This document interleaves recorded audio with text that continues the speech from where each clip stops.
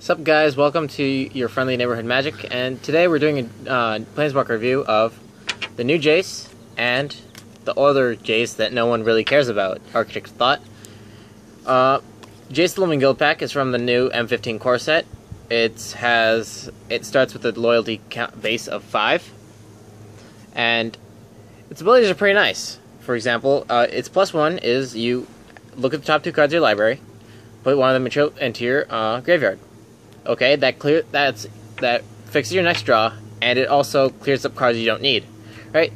Say you're having 2 cards come up. One's a counter and one's a land. If you're playing late game, which you probably are, as Jace the Living Guild pack has a mana cost of 4, you don't really need the land if you're playing it turn 5 or 6 or 7.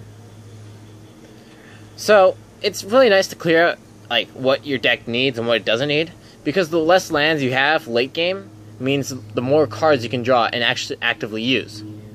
Its -3 is pretty nice. Return another target non-land permanent to its owner's hand, which means you can just easily say, nope, that goes back to your hand, and that goes back to your hand. And it comes in handy, especially when it's a big creature, and big creatures are generally associated with a bigger mana cost.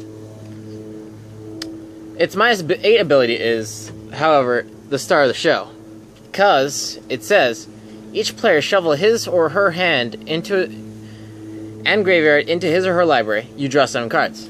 It effectively restarts the game, except giving you the tactical advantage by giving only you, your Jace, giving you 7 cards, instead of the next guy who only has the 1 card he draws. However, it effectively restarts the deck, which makes up for all the +1s that go into it.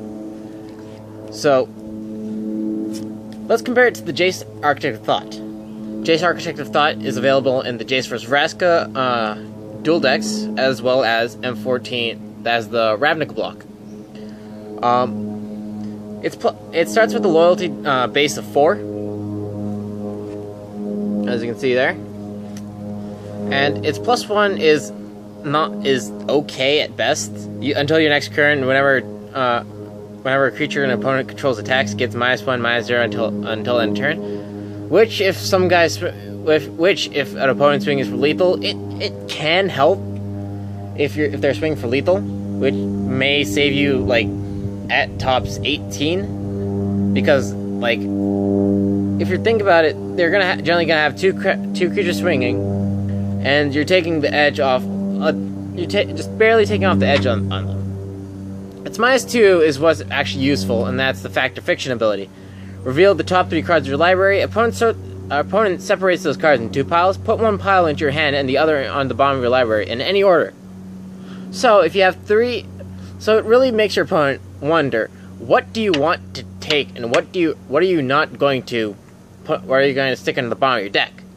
I mean, if you're separating into a land and a giant creature and another giant creature, or even 2 counters and a land, or even 2 counters and a creature, it really puts a lot of things into question. Its -8 is pretty bad. It says, for each player, search that player's library for a non-land card and exile it. Then that player shuffles his or her library. You might cast those cards without paying the mana cost. Which, if you're playing against, say, a burn deck, which would have a lot of direct damage, sure, you could pull out like 3 shocks or 2 shocks and a lava axe and do like 9 damage, but it's not really worth it. However, if you can pull out a big creature, it can be okay at best. I mean, if you need to save your butt, then yes. But other than that, Jace Architect of Thought isn't the greatest Planeswalker. I'm sorry, Jace. Alright, this is it for this episode of Friendly Neighborhood Magic. Thanks for watching. Tune in next time when we do some more Planeswalker reviews and deck reviews. Alright, thanks guys.